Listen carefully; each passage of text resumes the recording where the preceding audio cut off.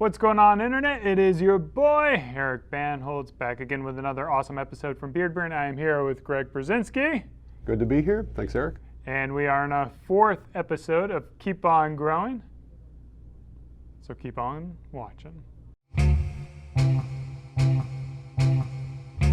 All right, Greg, thanks for joining us down here in Austin. Happy to have you here and excited to share your story with all of our viewers out there and kind of let them know like a little bit about your journey, how you've grown, and probably the first thing that I want to talk about before we get into this is like you're clearly the most senior of the Beardbrand personalities. Excuse me, what'd you say? The most senior, I would say, not a senior citizen, but you've got the most experience, and I think a lot of people really look up to you about that. It's actually kind of surprising that I'm seen as that way, since I'm probably of all the guys on your channel and related to your the business here, probably the newest beard.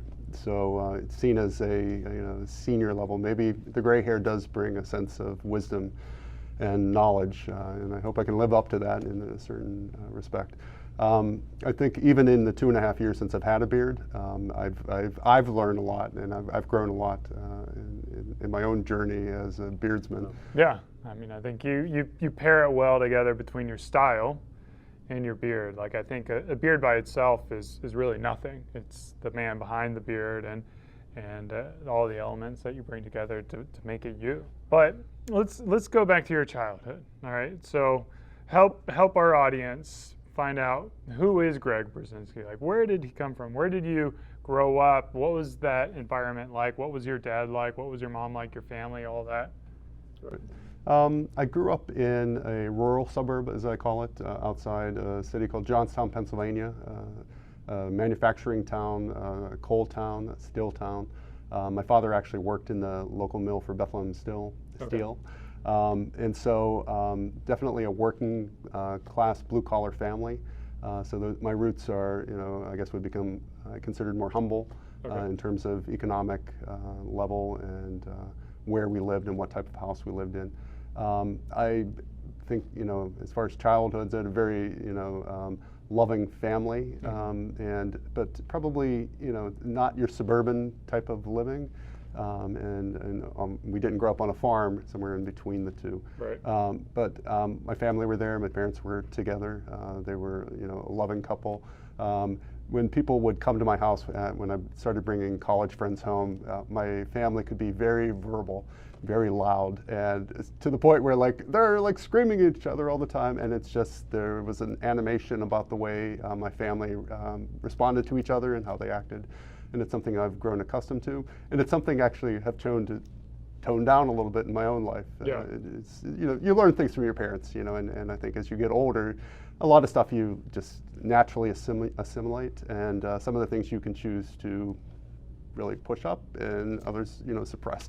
And that's one of them have taken down a little bit, the loudness level that came with my family. Speaking of your family, Berzinsky is a very unique last name, and I'm going to take a guess. It's Polish. The name is Polish, yes. Yes. Yeah. Where does your ancestry track back to? Do you have any roots in that? My father is Polish. He married a Russian girl. My mother is Dorothea. I love the story of them meeting each other. My dad had a convertible and used to like to, impress the women, right. Even by driving in town. And girls used to like to take a ride with Va, as they called him, for Vaju. And my mother would never take a ride, and then one day it was raining and the convertible lid was up and she got stuck on the street corner, and my dad offered her a ride, and they got married 6 months later. Wow, So, it must have been quite a ride. Yeah. But that kind of background, I mean, I grew up in a very diverse ethnic background. There were a lot of people from Eastern Europe, where I grew up, lots of people from the Slavic countries in general. So. Were they like a first generation, second generation? My parents are first generation. Okay, so they were born here in They were born here, but both of their came across via Ellis Island. Okay. Somewhere around 1910 or so. Okay. So they were immigrants, and when my grandmother and my grandfather, especially on my dad's side, they came over, they were very pro-America. They were very happy to be here, to the point where my grandmother refused to speak Polish to her children. She wanted them to learn English. She didn't want them to have any accent. She wanted them to be American. And it's something that I admire her for, but we know no Polish. I know no Russian. So my parents have very limited knowledge of their home tongues. So let's talk about your childhood. Like, I don't know, maybe going as a kid into grade school, into your high school years, like a smaller town. What was it like? Cliquey at all? Were you like the cool kid? What was that like for you growing up? I was probably not the cool kid. I was the sensitive kid in the neighborhood, and sensitive kids can tend to be picked on, and so I carry that with me to an extent. A guy who I'm an artist and I like to draw, and there was a certain amount of bullying that actually took place because of that. And so I'm actually pretty sensitive now when it comes to people, bullying. And we've talked about that, and especially on YouTube and things like that, when I see comments that they can sting sometimes when I see people being particularly negative. And it reminds me of those, kind of childhood years. Yeah, talk about it. Like, I feel like everyone's kind of gone through it through different ways. Like, what were the ways they would pick on you? Was it like physical bullying, or were they making fun of certain attributes? I played the trombone, I got picked on for that. I was incredibly thin. Yeah. I got picked on for that. I mean, I was not athletic. You get picked on for that. So you get classified, as a sissy or something because you're not playing sports. You're not doing this. You're in the band. You like music. You like to take drawing and things like that. My parents were very supportive, and one of my best memories of my father, and I shared this on his 70th birthday party, was the fact that I remember I used to go to watch other kids play Little League. My father would go. He had an interest in watching other kids play sports. And I remember one of the dads coming up and said, "Hey, Yvonne, why doesn't Greg play baseball?" And my dad said, he's plays the trombone really well, and he's really good at art. And I just thought about my dad being a product of the 50s and like this hyper masculine guys play sports, not necessarily into music or art, and my dad supported me. And it's something I remember to this day. And it's something, one of my best memories of my father was that he was willing to stick up for his son. So in school, like, were you very studious? Did you make good grades? Like, did you have a pathway that you kind of saw yourself going down, like, let's say in high school? Yeah, I was a good student. I made straight A's. There was part of me that was always interested in design. I ended up as an architect. But I never put it together until I got to high school. I always thought I'm going to be in medicine or law and would have a professional career of some type, maybe education. And it wasn't until I got to high school. I was really good in art. I loved art. That the guidance counselor said, "Hey, you're very good in math and science. You make great grades, and you're good in art. Why don't you consider architecture?" And so it was actually, I said, "Okay, I'll be an architect." So I decided to be an architect. But it was my parents who actually always had a hidden agenda that I was never going to work with my hands, as my dad would say. Wow. That neither of my parents graduated from high school. They both, my dad left high school in 10th grade to care for his mother and sisters who were still home after his father had died. As soon as, before she collected her Social Security and all that checks, he was sole proprietor, and so he went to work very early. And my mother had to work too. She was the last child at home, and her parents were both alive but not able to care for her. And so she left school in 10th grade also. So my parents took a position of, like, our children are going to not only finish high school, like, education is very important. It's very first generation kind of mentality even today.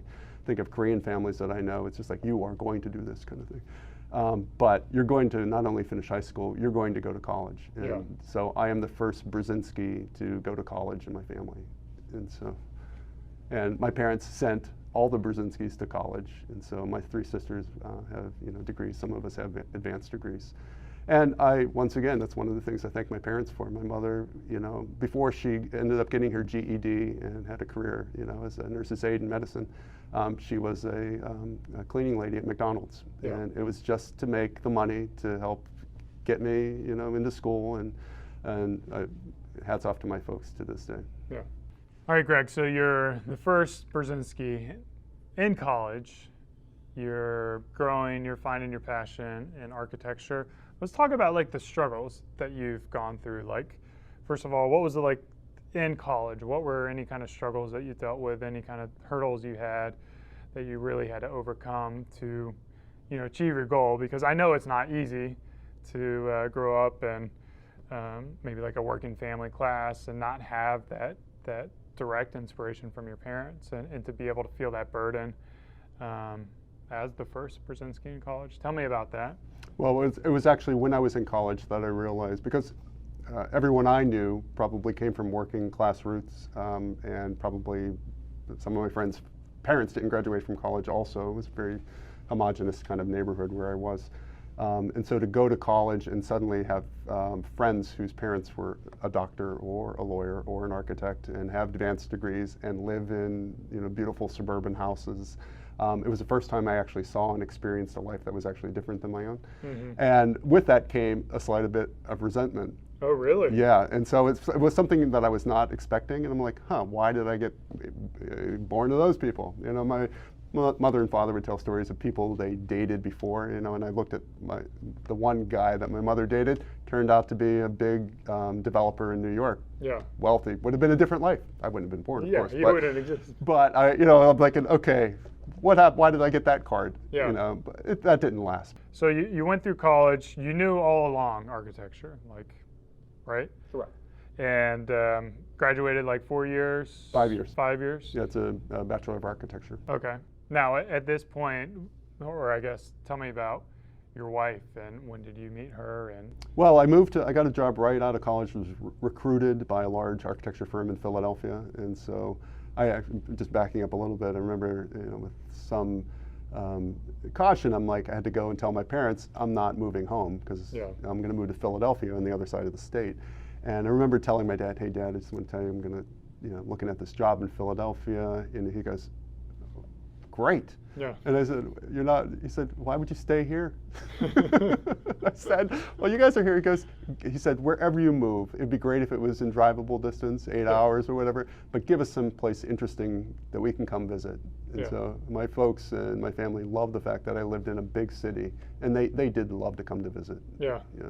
Now, was your wife one of No, my wife did not come along into the picture until it was actually, after about 5 years of living in Philadelphia, people started so I got to Philadelphia around 22, around 28 or 29. None of us were interested in getting married. I think we had one friend in our circle group who was getting married, but as I approached my late 20s, I thought, okay, it's time to get married. Yeah.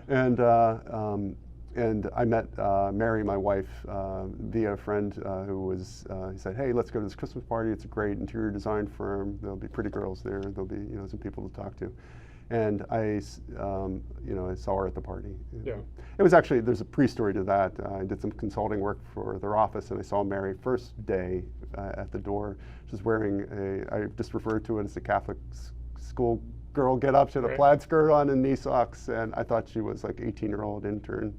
She was 24, and but it wasn't until I saw her at the Christmas party with her hair done up in a black cocktail dress that I knew that she was, "Oh, you're not 18." And we actually, there was some interest that happened after that. That we started dating. So. Well, I wanted to circle back to the bullying section, and you talked about how you weren't an athlete. You were more musical, artistic in nature. Do you feel like any of those insecurities, those pressures from the bullies, carried with you and affected you? And if so, how did they affect you as you were in your young 20s and into your 30s? The bullying stuff I actually did carry with me. Yeah. I would say way into adulthood. Really? Yeah. And it's, when you're not perceived as, because of bullying, if you're not athletic and you're not, being this tough guy when growing up, it's just you question your masculinity and things like that. And, it's not that I question my masculinity, but I'm like, okay, am I man enough? Right. Or is this, should I consider a different, career? But I'm talking about just kind of what would you say was the biggest insecurity that you took with you beyond childhood, into adulthood? Because I was thin, and I was really thin. I mean, you're a thin guy, and I don't know if you had any insecurities related to that as a kid, but when I left high school at my height, I'm almost 6'3", I weighed 138 pounds. And so I was really thin. And so I was always a thin kid, I think I took with me the fact, and I got it not only from neighborhood bullies, but I remember some comments from uncles, you'll never be able to get a job, you'll never be able to support a family. They were all working class people and had manual jobs. And how was I going to, care for a family if I couldn't swing a hammer or do a physical kind of job? So I had probably the most insecurities about my weight growing up. Not that it manifested into any kind of eating disorder, but I would perceive myself as being thin and unattractive related to being thin. Really? Yeah. Until I was 40, 45 years old. Really? Yeah. Did you ever try to gain weight during that process or get into? Yeah, it did, but look at my dad, he was always thin. It's genetic, a lot of it's genetic. At the time, I look at my sisters, they're all string beans kind of stuff. It's just like we were genetic, small, thin people. I think that's a great lesson. And well, the lesson is also there's people who have handicaps. There are people born without limbs. I mean, it's just and you need to be handicapped. I mean, you need to be content in everything in your life. Yeah. So I think in poverty you can be content. I think in wealth you should be content. And there's miserable people who are wealthy. Exactly. Physical ailments. I mean, there's we complain or think about our beards being a mess today. It's just stop, just be content, with what you have. So I want to talk a little bit more about the bullying, but I think this is a good segue. You're coming into the own of being thin and becoming content with yourself and finding being that point where you found contentness with yourself was probably when you were able to unleash those chains of the bullies in the past. And I wanted to briefly talk about the beard and the journey for the beard. Did you grow your beard before or after that point in your life? It would have been after. I've done some tapes on the fact that I got the beard later in life physically. I mean, I could not grow a beard. And so I don't know if that contributed also to some insecurities about the way I looked. I didn't totally put it together because at the time I would have been clean shaven anyhow, even if I had a beard. So I don't think there was a correlation directly, the fact that I couldn't grow one. Right. I never really wanted one when I was 20 years old. It probably wasn't a fashion thing. There were guys in pop music or whatever that I was looking up to as role or style models that had beards, so I wouldn't have even been looking. But I couldn't grow one. It literally could not grow one in my 20s, 30s, 40s. So the beard came much later as just an experimenting, watching my hair grow in and and watching it get thicker as I've gotten older. Yeah. So the beard actually, makes me more confident in growing older. Even though it's white, people say, "Oh, you look older with it," and I'm like, "But I feel more attractive with the beard, even though I might be perceived as older." People call me grandpa all the time, thinking I'm 70 years old. I'm old, but I'm not that old. Right. And I guess that's the white hair and the silver hair more than anything else. But I think growing a beard has made me more confident. Yeah. Definitely.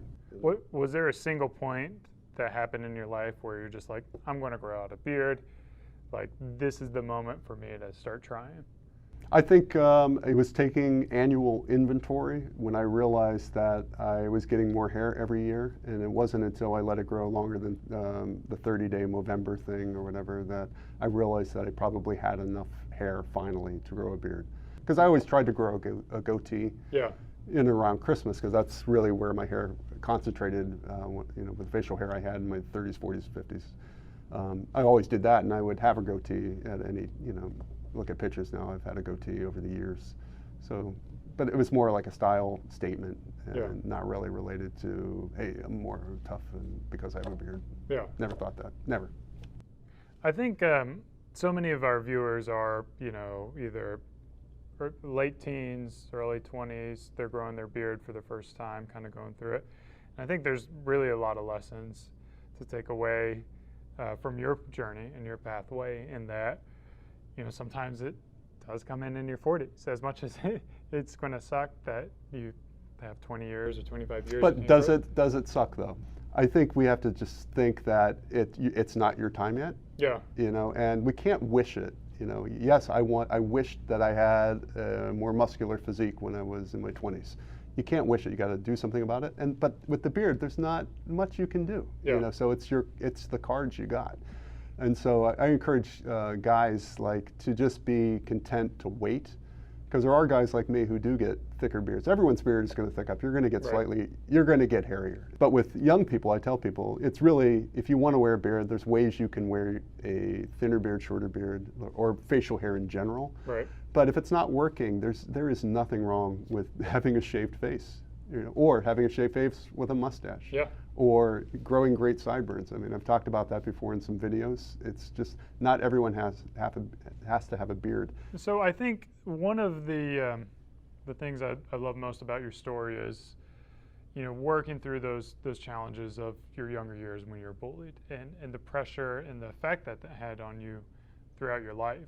And I think with a lot of our viewers, they have insecurities about their beards, which are probably manifested from other pressures that are, whether or not they're skinny, or whether or not they're overweight, or whether or not they have red hair, like whatever that is, whatever that pressure from people who aren't you, who are affecting you, it does play an effect. And, the quicker that you, the viewer, can come to terms with yourself and your contentness, and not carry that baggage with you to your 40s or to your 50s or to your grave, like maybe some people did, is going to be a great process. And I mean, I would probably say, like, the final takeaway I'd love for you to share is, like, anything for our young viewers who are currently in that stage, like they are getting bullied, and they can't run away from home, they can't, maybe they can't leave school, or whatever, they feel like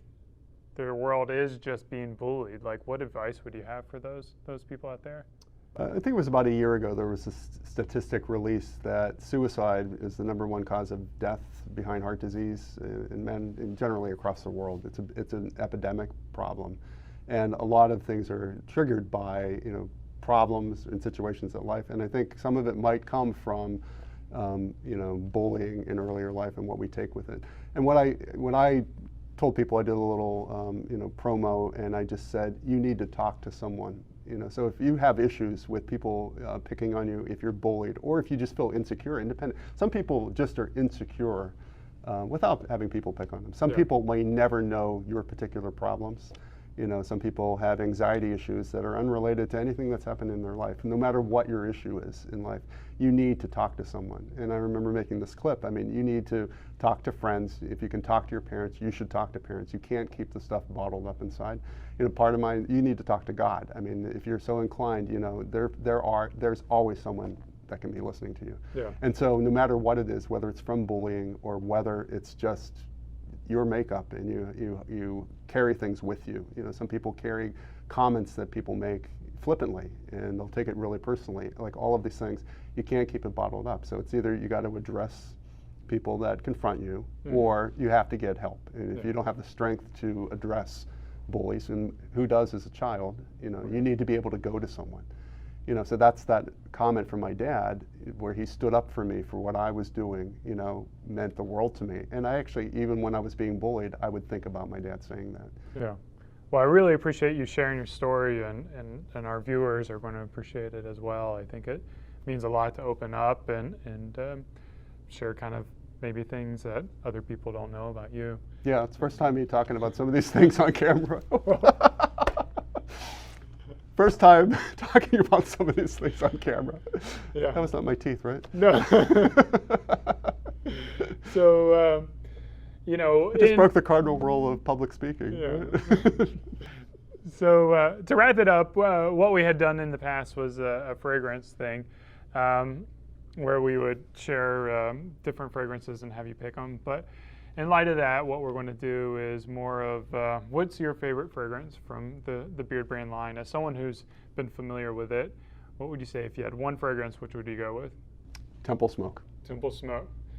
So there you have it, guys. As always, thanks for viewing. Thanks for sticking around to the end. Thanks for learning from this beautiful, wonderful, awesome person. And thank you for sharing everything. I really appreciate it. And keep on growing. Cheers. Beardbrand is a premium men's grooming company with products not only for your beard, but also your hair and body. Do yourself a favor and head over to beardbrand.com and take care of yourself. Or you can stick around and watch a few more of our awesome videos.